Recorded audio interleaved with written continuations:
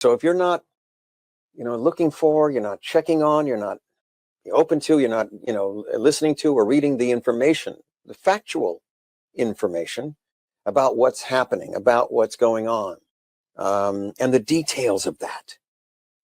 It's very important. I'll give you a small example.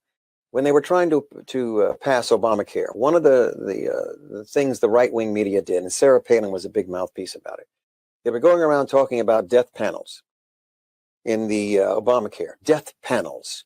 There's a panel of people who are going to decide whether grandma lives or dies. That's how they were propagandizing that program. And that's what people were hearing, okay? But hardly anyone knows. And I'll bet you none of your listeners right now know exactly what they meant by the death panels. They don't know. I know. I know what it was because I was listening to a source that had the actual information. They weren't death panels. What they were was the doctors wanted compensation, extra compensation for the extra time that they spend with families at the end of life situations for their loved ones.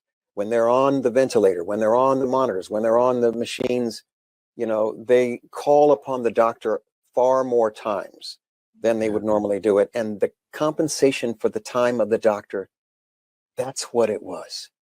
That's what they call death panels.